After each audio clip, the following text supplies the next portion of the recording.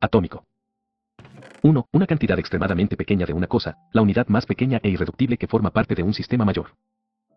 2. La fuente de una inmensa energía o poder. Hábito. 1. Una rutina o práctica que se realiza de manera regular, una respuesta automática a una situación específica. 6. Introducción y historia. El último día de mi primer año de bachillerato, un bat de béisbol me golpeó en pleno rostro. Uno de mis compañeros intentó hacer un movimiento largo para pegarle a la pelota, pero el bat se le resbaló y voló hacia mí antes de golpearme directamente entre los ojos. No conservo el recuerdo del momento justo del impacto. El bat me aplastó la cara de tal manera que la nariz se me convirtió en una especie de letra U distorsionada. El golpe literalmente provocó que el tejido blando de mi cerebro se incrustara en la pared posterior del cráneo. De inmediato mi cerebro comenzó a inflamarse como una ola expansiva que recorrió el interior de mi cabeza. Una fracción de segundo bastó para que yo terminara con la nariz rota, con fracturas múltiples en el cráneo y con las cuencas de los ojos hechas añicos. Cuando abrí los ojos, pude ver a la gente a mi alrededor mirándome fijamente y corriendo a ayudarme. Dirigí la mirada hacia abajo y me di cuenta de las manchas rojas en mi ropa. Uno de mis compañeros se quitó la playera y me la pasó. La usé para bloquear el chorro de sangre que me escurría de la nariz fracturada. Conmocionado y confuso, no era capaz de darme cuenta de la seriedad de mi accidente. El maestro me rodeó los hombros con el brazo y comenzamos a caminar lentamente por el largo camino que conducía a la enfermería escolar. Cruzamos el campo de béisbol, bajamos la colina y volvimos a entrar a la escuela. Había varias manos tocando mis costados y sosteniéndome. Nadie parecía darse cuenta de que cada minuto era importante. Cuando llegamos a la enfermería, la enfermera me hizo una serie de preguntas. ¿En qué año estamos? En 1998, respondí. En realidad se trataba del año 2002. ¿Quién es el presidente de los Estados Unidos? Bill Clinton, dije. La respuesta correcta era George W. Bush. ¿Cómo se llama tu mamá? Dudé. Pasaron 10 segundos. Patty, dije tranquilamente, sin darme cuenta de que me había tomado 10 segundos recordar el nombre de mi madre. Esa es la última pregunta que recuerdo. Mi cuerpo era incapaz de soportar la rápida inflamación de mi cerebro y perdí la conciencia antes de que la ambulancia llegara. Minutos después, la ambulancia me sacaba de la escuela en dirección al hospital local. Poco después de llegar al hospital, mi cuerpo comenzó a colapsar. Estaba luchando por realizar las funciones más básicas como tragar y respirar. Sufrí la primera convulsión. 7. De ese día. Después dejé de respirar por completo. Mientras los doctores se apuraban a suministrarme oxígeno, tomaron la decisión de llevarme a otro hospital que contara con el equipo necesario para controlar una situación tan delicada. De inmediato solicitaron un helicóptero que me trasladara a un hospital mejor equipado en Cincinnati. Una camilla me llevó rodando desde la sala de emergencias hasta el helipuerto que estaba cruzando la calle. La camilla se sacudía conforme avanzaba en el accidentado pavimento de la calle mientras una enfermera bombeaba oxígeno de forma manual hasta mis pulmones. Mi madre, que había llegado al hospital un poco antes, se subió al helicóptero conmigo y durante todo el trayecto me sostuvo la mano, aunque yo seguía inconsciente y era incapaz de respirar por mí mismo. Mientras mi madre viajaba conmigo en el helicóptero, mi padre fue a casa a ver cómo estaban mi hermana y mi hermano y a comunicarles las malas noticias. Tuvo que esforzarse para contener las lágrimas cuando le explicó a mi hermana que no podría asistir a su graduación de bachillerato que sería esa misma noche. Después de encargar a mis hermanos con amigos y familiares, manejó hasta Cincinnati para encontrarse con mi madre en el hospital. Cuando mi mamá y yo aterrizamos en el techo del hospital, un equipo de casi 20 doctores y enfermeros ya nos esperaba en el helipuerto para llevarme a la unidad de traumatología. Para entonces la inflamación de mi cerebro era tan severa que estaba sufriendo repetidas convulsiones postraumáticas. Cuanto antes debían operarme los huesos rotos de la cabeza, pero no estaba en condiciones de soportar una cirugía. Después de otra convulsión más, la tercera del día, me indujeron un estado de coma y me colocaron un respirador artificial. El hospital donde estábamos no le resultaba extraño a mis padres. 10 años antes habían entrado al mismo edificio después de que mi hermana fue diagnosticada con leucemia a los 3 años. Por entonces yo tenía 5 años y mi hermano tan solo 6 meses. Después de 2 años y medio de tratamientos de quimioterapia, punciones espinales y biopsias de médula espinal, mi hermana menor por fin salió del hospital contenta, sana y sin cáncer. Ahora, después de 10 años de vida normal, mis padres se encontraban de nuevo en el mismo lugar pero con otro de sus hijos. Cuando entré en coma, el hospital envió a un sacerdote y a una trabajadora social para confortar a mis padres. Se trataba del mismo sacerdote que habían conocido una década antes, el día en que se enteraron de que mi hermana tenía cáncer. Conforme se fue haciendo de noche, una serie de aparatos se encargaron de mantenerme con vida. Mis padres pasaron la noche en una colchoneta del hospital con gran inquietud, por momentos caían rendidos de cansancio para enseguida despertar llenos de preocupación. Tiempo después, mi madre me contó que esa había sido una de las peores noches de su vida. Afortunadamente a la mañana siguiente mi respiración se había normalizado a tal punto que los doctores se sintieron confiados de sacarme del coma inducido. Cuando por fin recuperé la conciencia, descubrí que había perdido el sentido del olfato. Para hacer una 8.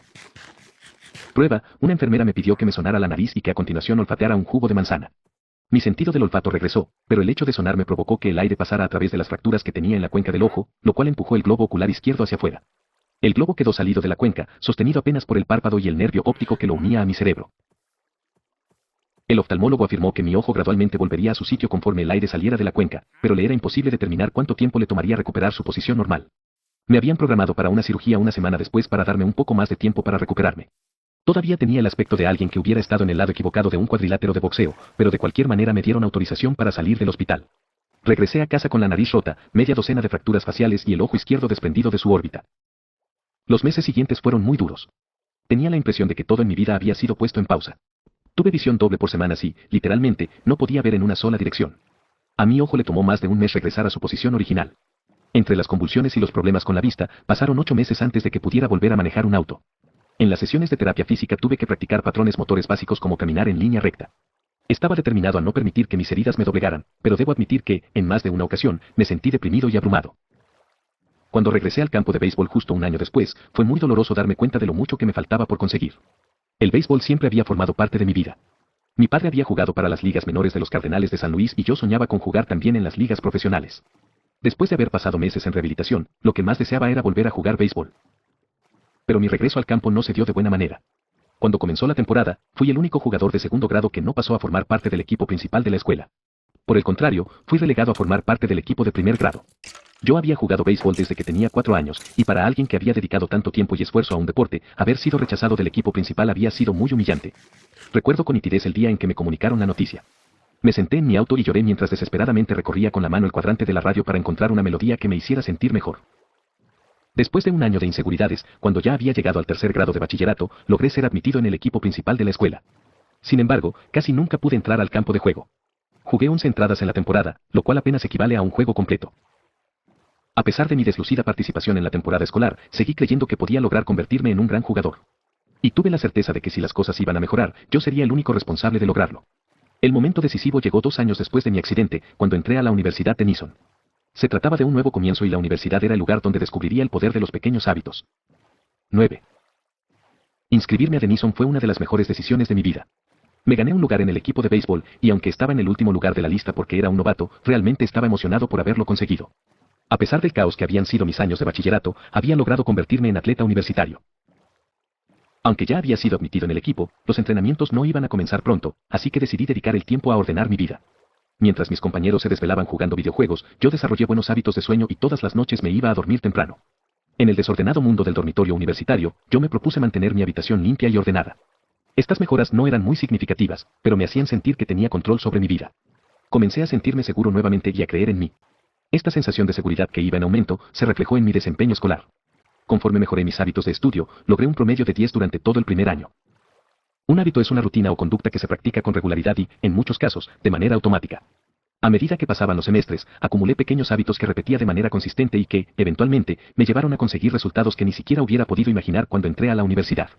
Por ejemplo, por primera vez en mi vida, adquirí el hábito de levantar pesas varias veces a la semana. Durante los siguientes años, con mi estatura de 1.95 metros, logré pasar de 78 kilos a 90 kilos de musculatura sin grasa. Cuando comencé el segundo año en Denison y se inauguró la temporada de béisbol, fui el principal pitcher del equipo de lanzadores. Durante mi tercer año, el equipo votó por mí para que fuera su capitán, y al final de la temporada, fui seleccionado para ser parte del equipo de toda la conferencia universitaria. Sin embargo, no fue sino hasta mi último año cuando mis hábitos de sueño, de estudio y de levantamiento de pesas realmente rindieron fruto. 6 años después de haber sido golpeado en el rostro por un bat, llevado en helicóptero a un hospital e inducido a un estado de coma, fui seleccionado como el mejor atleta masculino de la Universidad de Denison. También fui nominado como parte del equipo Academic All-America del canal de televisión ESPN, un honor que está reservado únicamente a 33 jugadores de todo el país. Para el momento en que me gradué, había obtenido 8 récords universitarios en diferentes categorías y gané el más importante galardón académico de la universidad, la medalla del presidente. Espero que me disculpen si toda esta historia suena un poco arrogante. Para ser sincero, no hay nada de legendario en mi carrera como atleta y realmente nunca jugué de manera profesional. Sin embargo, si vuelvo la mirada hacia aquellos años, me doy cuenta de que logré algo que raramente se consigue, desarrollé mi potencial. Y estoy convencido de que los conceptos que conforman este libro también pueden ayudarte a desarrollar tu propio potencial. Todos enfrentamos retos a lo largo de nuestra vida. Este accidente fue uno de mis retos y la experiencia me enseñó una lección fundamental: los hábitos que en un principio pueden parecer pequeños y poco significativos, se transformarán en resultados. 10. Extraordinario si tienes la voluntad de mantenerlos durante varios años.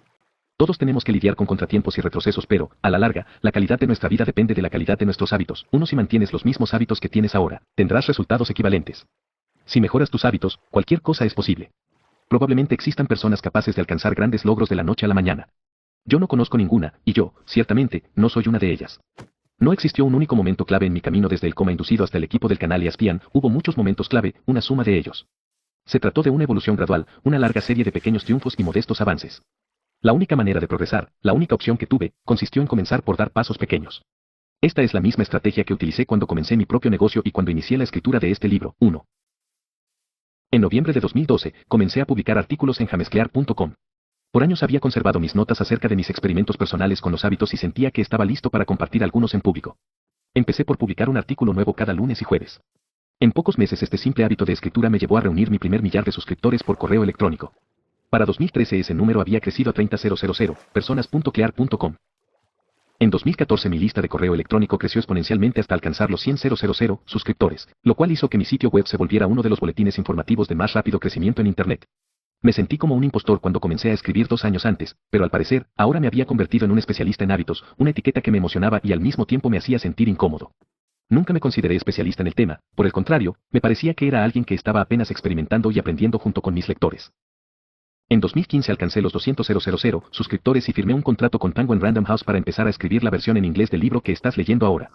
Conforme el número de mis lectores creció, también lo hicieron mis oportunidades de negocios. Cada vez recibía más invitaciones a dar conferencias en importantes compañías acerca de la ciencia para desarrollar buenos hábitos, cambiar conductas y mantener una mejora continua. De pronto me encontré dando discursos de apertura en importantes conferencias tanto en los Estados Unidos de América como en Europa. En 2016 mis artículos comenzaron a aparecer regularmente en publicaciones de gran prestigio como Time, Entrepreneur y Forbes. Increíblemente mis textos fueron leídos por más de 8 millones de personas durante ese año. Entrenadores de equipos pertenecientes a la NFL, Liga Nacional de Fútbol, NBA, Asociación Nacional de Básquetbol y MLB, Liga Mayor de Béisbol, empezaron a leer mi trabajo y a compartirlo con sus jugadores. A principios de 2017, lancé la Habits Academy, la principal plataforma de entrenamiento para organizaciones e individuos interesados en desarrollar mejores. 11. Hábitos para su vida y el trabajo, compañías pertenecientes al grupo Fortune 500 y otras empresas emergentes empezaron a inscribir a sus ejecutivos y a sus equipos de capacitación. En total más de 10.000 líderes, gerentes, entrenadores y maestros se han graduado en la Habits Academy. Trabajar con todas esas personas me ha enseñado mucho acerca de lo que hace que los hábitos se puedan aplicar en el mundo real, Mientras daba los últimos toques a este libro durante 2018, Jamesclear.com estaba recibiendo millones de visitantes al mes y casi 500.000 personas se estaban suscribiendo al correo electrónico de mi boletín informativo cada semana. Tal cantidad de suscriptores está tan lejos de las expectativas que tenía cuando inicié el sitio, que ni siquiera estoy seguro de lo que debo pensar acerca de él.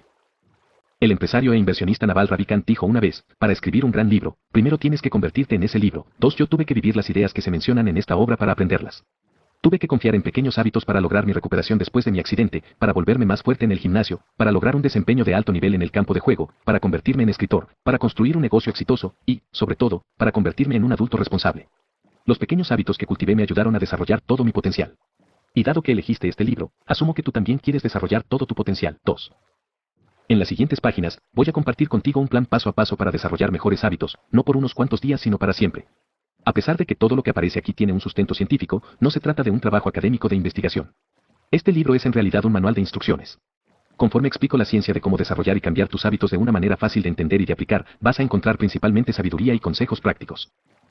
Las disciplinas a las cuales recurro, biología, neurociencia, filosofía, psicología y otras, han existido durante siglos. Lo que yo ofrezco es una síntesis de las mejores ideas que personajes brillantes descubrieron hace tiempo, junto con los más recientes y convincentes descubrimientos de la ciencia moderna. Mi contribución consiste, espero, en encontrar las ideas que son más significativas y en interrelacionarlas de tal manera que sean altamente funcionales. Todos los aciertos de esta obra deben atribuirse al genio de los muchos expertos que me precedieron. Los errores son mi responsabilidad. La columna vertebral de este libro es mi método de 4 pasos para desarrollar hábitos, señal, anhelo, respuesta y recompensa, así como las 4 leyes para cambiar la conducta que se desprenden de ellos. Los lectores que cuenten con conocimientos de psicología, tal vez encuentren similitudes entre estos términos y los que maneja la teoría del condicionamiento operante, con la cual B.F. Skinner proponía en 1930 el ciclo, estímulo, respuesta y recompensa, 3 y que recientemente se ha popularizado como señal, rutina y recompensa, 4 en el libro El poder de los hábitos de 34.